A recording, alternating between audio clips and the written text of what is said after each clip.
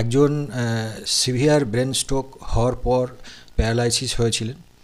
তো 16 দিন ফিজিওথেরাপি করার পর পেশেন্ট এখন কেমন আছে চলুন আমরা বাড়ির লোকেদের কাছ থেকে জেনে নিই এবং পেশেন্টের মুখ থেকেও শুনে নিই তিনি কেমন আছেন।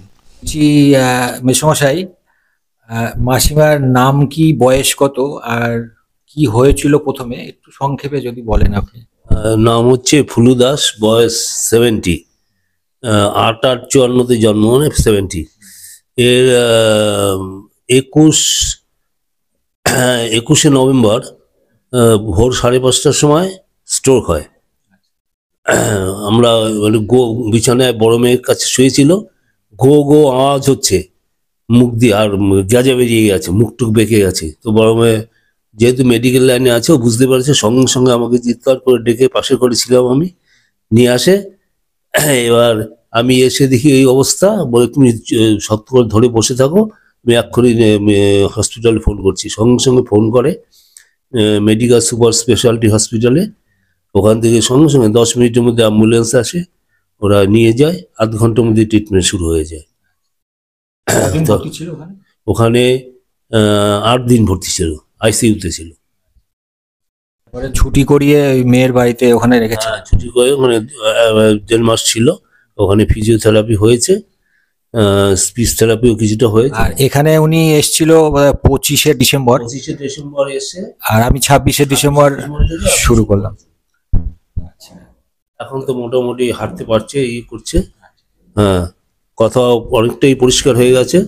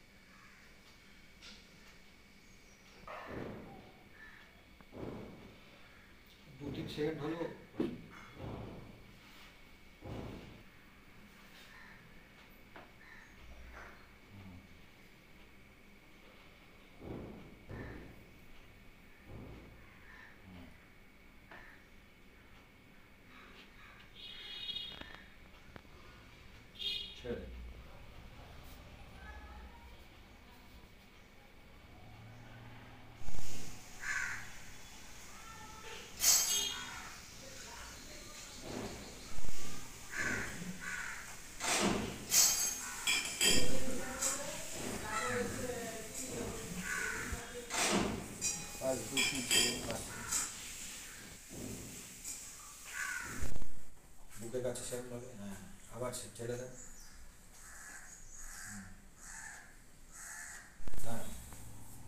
এই নিচে হবে 1, উপরে যাবে আবার 10 ভাগ করুন।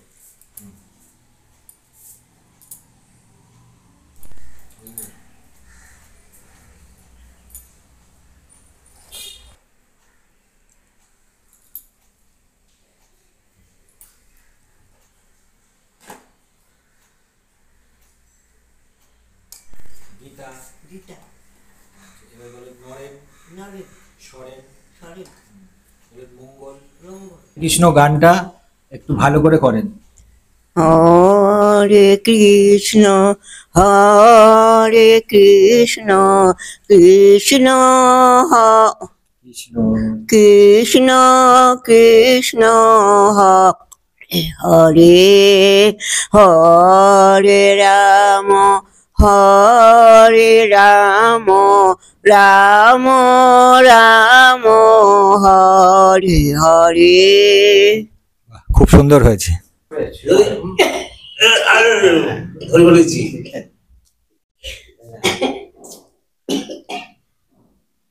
টাইট করে ধরুন, হ্যাঁ, 6 মারতে হবে দাদার মাথার উপরে।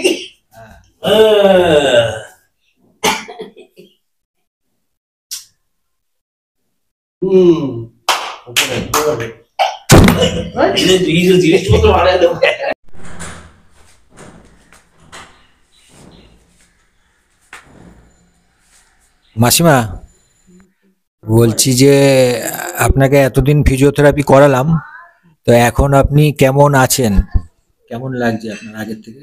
আগের থেকে অনেক ভালো লাগছে। আমি সকালবেলা বাথরুম ধরে ধরে যেতে পারছি, বাথরুমে যেতে পারছি। তারপরে রান্নাঘরে বাথরুম টয়লেট করতেও যাচ্ছি। হাঁটা চলাও করতে পারছেন? হাঁটা চলা ভালো লাগে, আবার অনেক সময় একটু সাবধানে চলাফেরা করি। ঠিক আছে, আপনি ভালো হয়ে যাবেন। হ্যাঁ, ঠিক আছে। ধন্যবাদ।